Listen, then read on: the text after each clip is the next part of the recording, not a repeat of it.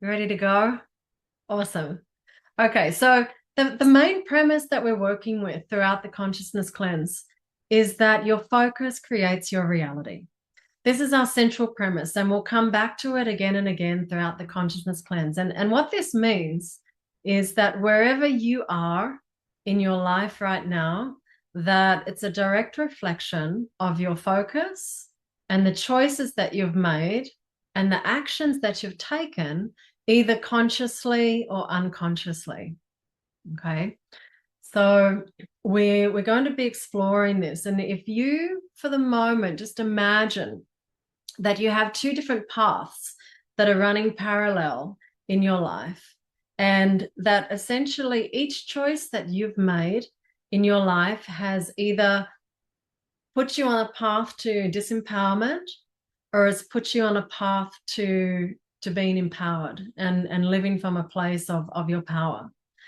And that over time, you see, these choices create the world that you're living in. And so wherever you may find yourself right now, beginning here today on the consciousness cleanse, it's a really valuable moment to just notice for yourself, well, where are you? Does your life right now reflect to you a place of you being empowered, where life's flowing, it's opening up, there's synchronicities happening, there's a sense of expansion being expressed in the world? Or are you in a place of disempowerment? Do you feel like a victim in your life? Do you feel like you don't have any control or power over your circumstances in your life? And so we're going to be exploring, these two paths, that essentially that's what it comes down to, is these two paths. And that by looking at this, you see, we give ourselves choice. That by taking full responsibility for ourselves, for our situation, for our focus, the choices that we make, both consciously and unconsciously, because sometimes we're just on autopilot and we're choosing things that we actually don't want. And so when we start to take self-responsibility for this, we enable ourselves to move forward really powerfully with empowered choice. And so that's what we're about. And it can feel very vulnerable. It can feel confronting. Perhaps some of you can feel a bit of anxiety of like, oh God, or, what's going to come out for me in the consciousness cleanse. And it is vulnerable, and it's not always comfortable. It's often not comfortable at all. It can often feel very edgy. It can feel like we have resistance, that we want to pull away. And yet when you assume that you're that predominant creative force in your life, that's the most powerful stand that you can actually take in your life. And so that's what we're about here on the consciousness cleanse, is assuming that within me, within each of you, you are the predominant creative force in your life. You see? And so we're going to be delving into this. And we're going to start by taking a look at how your focus filters through your consciousness, giving you the experiences that you're having. So we're going to take a look at aspects of consciousness. Right now, what I want to do is I want to share my screen with you. Here we go. So aspects of consciousness. This is the second premise that we're going to be working with a lot throughout the consciousness cleanse. And this is looking at the way that our consciousness absorbs different kinds of information and decides what gets the power and what gets created in our life. And so your consciousness has different layers. And the reality that you experience in your waking conscious is really just like the tip of the iceberg. And because what you see on the surface just belies this enormous depth underneath of you, of the layers of your consciousness, of the multifaceted diamond of light that you are. And so here with aspects of consciousness, we're going to start with self-conscious. And self-conscious is the part of you that is here with me. It's your waking conscious. So it's aware of the world around you. It is taking in the noises, the moving parts of your day. It's that part of you that's sitting here with me on the consciousness cleanse. And so that's a pretty basic level. Then the next level we're going to look at is your unconscious. And the unconscious represents the things that are happening underneath the surface. It's the storage pot of your beliefs and the limited way that you position yourself in life based on your egoic framework. So the unconscious expresses itself to you through your thoughts and feelings. You know, we often take our thoughts and feelings as reality, but they're actually not. Your thoughts and feelings are an expression of your unconscious relationship with reality, right? It's a perception that they're informing you. And often this is very loud. If you think about the way your emotions, how intensely, particularly as women, that we feel our emotions, it can be very loud, very exacerbated. And so they're very convincing of the reality that they present us with.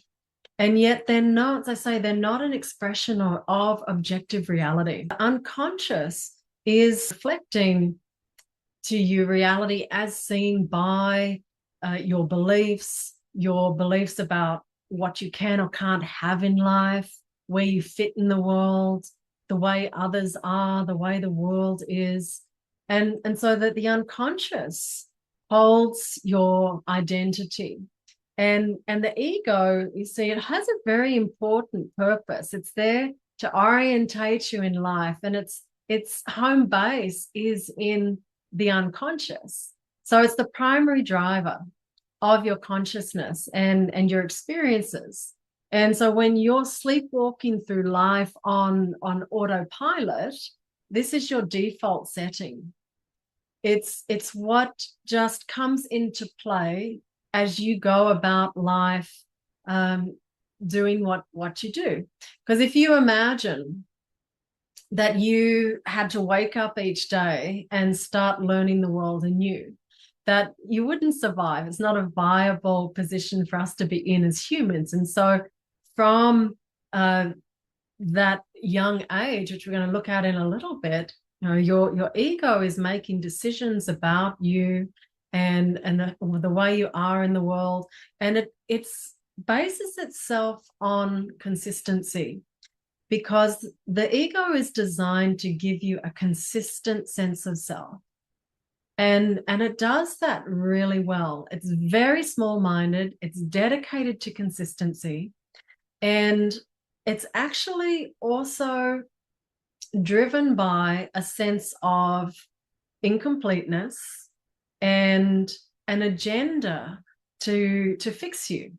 That for you to have what you want, the ego goes, well, first we've got to fix this wound. We've got to fix this hole that I feel in myself, this pain that I have about my own incompleteness. And so it's like a grand cosmic joke, the unconscious, because it holds us, if you think about the way we go through life, that it holds us in this sense of separation and limitation. And yet you are a phenomenally powerful creator, and you are actually intrinsically connected to everything through all time and space. And yet by having this human experience, we just experience our sense of separation. And so that's the unconscious's job, is to feed to you your sense of incompleteness and have you stay in your sense of identity to orientate you. Now, let's move up to the superconscious. The superconscious is the higher part of you. It's your godlike mind. It's your higher self, whatever you might like to call it. It's the part of you that's connected to everything through all time and space. It's that inherent connection to life, your genius mind, and it encompasses everything about you. It's based on your wholeness. So, as opposed to the unconscious, which holds you as being separate and limited and there being something to fix, your superconscious is the part of you that is still infinitely connected, that holds great wisdom, that speaks to you through your intuition, and it experiences life beyond the realms of what your unconscious can hold. So the superconscious is open to much more possibility, potential, limitlessness, as opposed to the unconscious, which is all about being limited.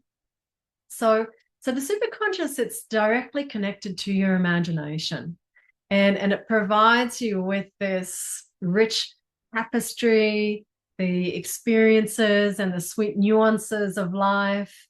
And it fills up all of those things that the unconscious doesn't want to recognize or validate. And so, where the unconscious can be really heavy in the way that it expresses itself to you and anchors you in your identity, the superconscious is very light, and it's imparts its information through intuition. It can seem nonsensical because it's outside of your rational thinking. And sometimes people experience it as a feeling or a knowing, but it's the lightest, most expansive vibration with which you're going to experience yourself.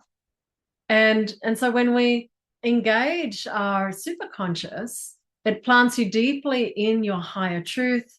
It carries you in the rich river of life. Things start flowing. There's the synchronicities, and we're really touched by the magic and this bountiful mystery of life. It's when we're really in the magic. And you can see all of these feed into your subconscious. So the subconscious is the part of you that I find the most fascinating. It's like the giant womb. It's the creator, it's the magical manifester. It acts purely and without judgment. And it says yes to whatever's been given the most energy in your consciousness. So it's the aspect of consciousness that receives the message of what to create, and it puts it into play. And so the subconscious is like fertile soil, or imagine a woman's womb, where it doesn't discriminate between what's been planted in it. Its role, its job is to just receive what has the most energy and to bring that into reality. So if you imagine a field of fertile soil, it doesn't discriminate between growing weeds or growing beautiful fruit trees and flowers. And likewise, a woman's womb doesn't discriminate between the baby that it'll grow. It just receives the sperm, it accepts that, it receives it, it says yes, and it grows a beautiful baby. So the subconscious, it simply looks to see where is the most energies coming from in your consciousness, and it gives you more of that. Now, because it says yes to everything, and that its role is to receive and create, it'll do that magnificently on both sides of the spectrum. If you planting seeds from that disempowered path, or if you're planting the seeds through your empowered choices, living from your truth, then it will create either of those just as effortlessly. It does not discriminate. There's no good or bad to the superconscious. There's no right or wrong. There's no good or bad. It's neutral. And so if you imagine your subconscious observing you and observing the different inputs into your subconscious, particularly from the unconscious, being this sense of incompleteness, this sense of needing to fix things about yourself, of not belonging or being powerless, not being worthy of love, not being allowed to be capable, whatever your beliefs might be, it's feeding into the subconscious. And then you've got your superconscious, which is this light, creative, full, magical, connected to everything else, bringing you wisdom, feeding you bits of truth, the next step for you to take. If we follow that in the superconscious, then it's going to create more of that. And so how do we then know, well, what's determining what gets the power in my subconscious? And it's really very simple. And it's what I love is that it's something that is completely within your control. And that is that the subconscious bases its decision on what you take action on. It's that simple 6-letter word that is completely within your control. And it's action. So your subconscious creates more of what it sees you acting on. So let me just stop sharing my screen. So you see, your subconscious doesn't care what you've got going on for yourself. It doesn't judge if you're struggling. It doesn't judge you if you are furious, if you're having some big emotional breakdown or meltdown. The subconscious just remains neutral. You can be totally freaking out.